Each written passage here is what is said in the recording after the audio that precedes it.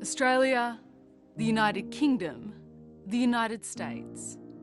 Maritime democracies united by vast oceans across 3 continents, in peace and in times of need, guided by the enduring ideals we share: democracy, resilience, innovation, diversity.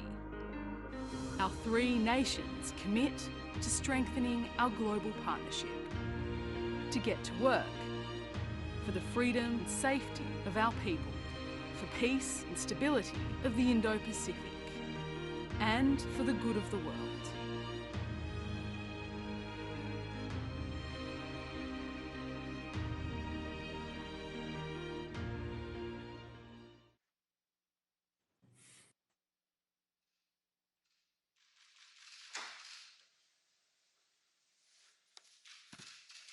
Hey, Boris. Well, good morning from Australia. I'm very pleased to join 2 great friends of freedom and of Australia, Prime Minister Johnson and President Biden. Today, we join our nations in a next generation partnership built on a strong foundation of proven trust. We have always seen the world through a similar lens. We've always believed in a world that favours freedom, that respects human dignity, the rule of law, the independence of sovereign states and the peaceful fellowship of nations.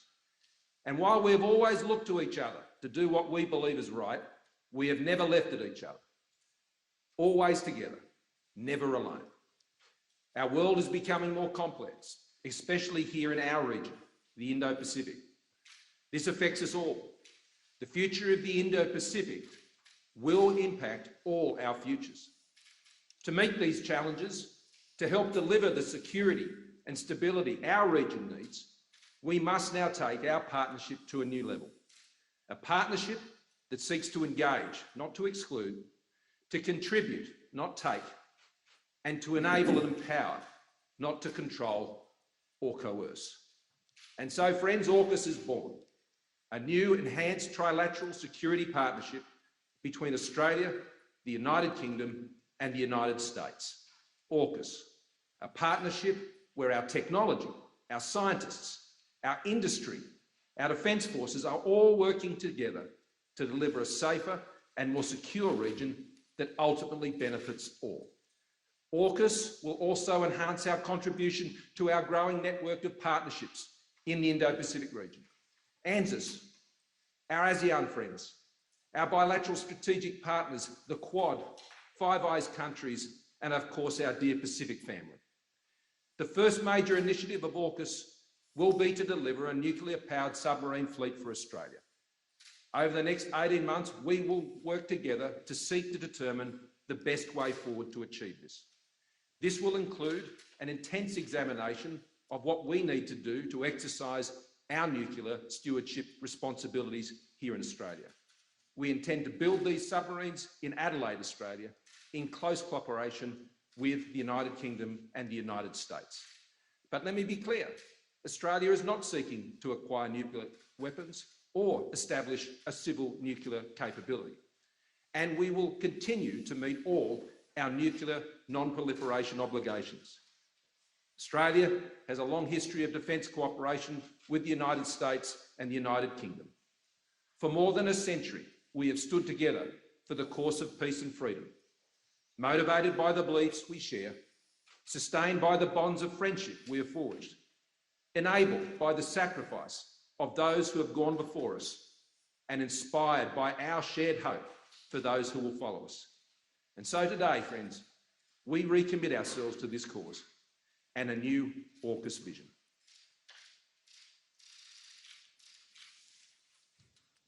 I'm delighted to join President Biden and Prime Minister Morrison to announce that the United Kingdom, Australia, and the United States are creating a new trilateral defence partnership known as AUKUS, with the aim of working hand in glove to preserve security and stability in the Indo-Pacific.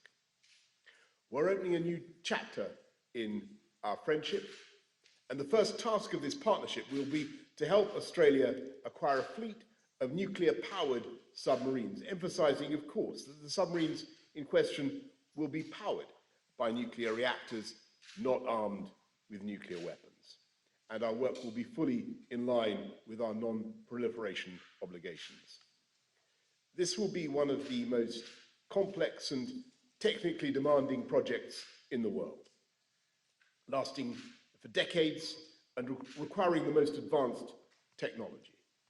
It will draw on the expertise that the UK has acquired over generations, dating back to the launch of the Royal Navy's first nuclear submarine over 60 years ago.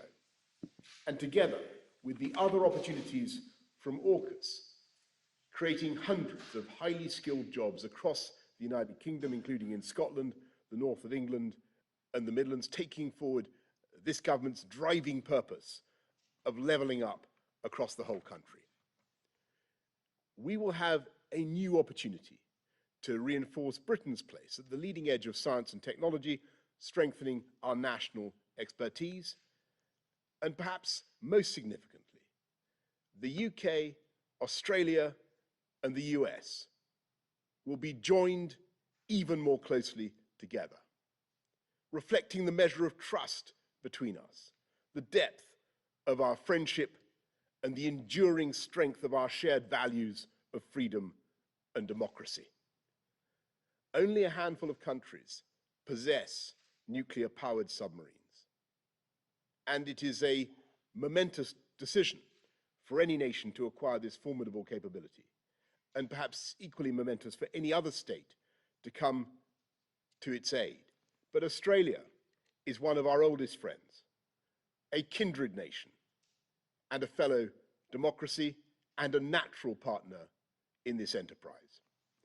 Now the UK will embark on this project alongside our allies, making the world safer and generating jobs across our United Kingdom. Thank you. Over to you, Mr. President. Thank you, Boris. And I want to thank that fellow down under. Thank you very much, pal. Appreciate it, Mr. Prime Minister. I'm honored today to be joined by two of America's closest allies, Australia and the United Kingdom, to launch a new phase of the trilateral security cooperation among our countries. As Prime Minister Morrison and Prime Minister Johnson said, I want to thank you for this partnership, your vision as we embark together on this strategic mission. Although Australia, the UK, and US partnership, AUKUS, it sounds strange in all these acronyms, but it's a good one. AUKUS, our nations will update and enhance our shared ability to take on the threats of the 21st century, just as we did in the 20th century, together. Our nations and our brave fighting forces have stood shoulder to shoulder for literally more than 100 years. Through the trench fighting in World War I, the island hopping in World War II during the frigid winters in Korea, and the scorching heat of the Persian Gulf. The United States, Australia, and the United Kingdom have long been faithful and capable partners, and we're even closer today. Today, we're taking another historic step to deepen and formalize cooperation among all three of our nations, because we all recognize the imperative of ensuring peace and stability in the Indo-Pacific over the long term. We need to be able to address both the current strategic environment in the region and how it may evolve, because the future of each of our nations, and indeed the world, depends on a free and open Indo-Pacific enduring and flourishing in the decades ahead. This is about investing in our greatest source of strength, our alliances, and updating them to better meet the threats of today and tomorrow. It's about connecting America's existing allies and partners in new ways and amplifying our ability to collaborate, recognizing there is no regional divide separating the interests of our Atlantic and Pacific partners. Indeed, this effort reflects a broader trend of key European countries playing an extremely important role in the Indo-Pacific. France, in particular, already has substantial Indo-Pacific presence and is a key partner and ally in strengthening the security and prosperity of the region. The United States looks forward to working closely with France and other key countries as we go forward. And finally, this initiative is about making sure that each of us has a modern capability the most modern capabilities we need to maneuver and defend against rapidly evolving threats. AUKUS will bring together our sailors, our scientists, and our industries to maintain and expand our edge and military capabilities and critical technologies such as cyber, artificial intelligence, quantum technologies, and undersea domains. Now, as a key project under AUKUS, we are launching consultations with Australia's acquisition of conventionally armed nuclear-powered submarines for its Navy, conventionally armed. I want to be exceedingly clear about this. We're not talking about nuclear-armed submarines. These are conventionally armed submarines that are powered by nuclear reactors. This technology is proven, it's safe. And the United States and the UK have been operating nuclear-powered submarines for decades. I have asked Secretary Austin of the Department of Defense to lead this effort for the U.S. government in close collaboration with the Department of Energy and the Department of State.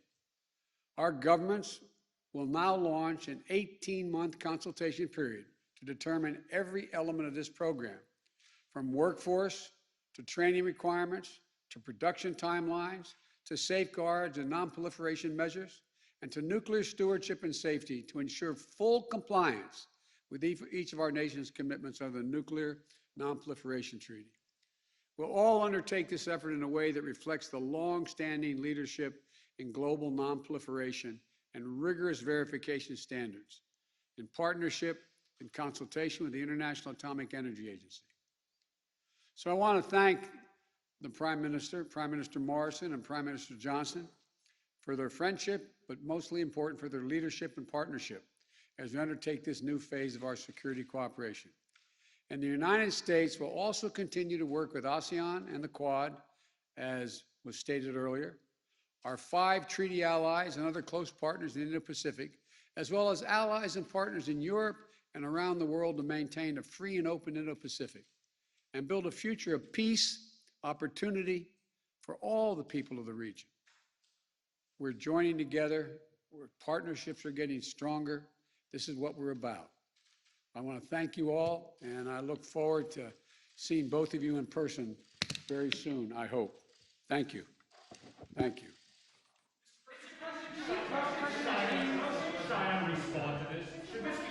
Mr. President, did you tell President Xi when you spoke to him last week?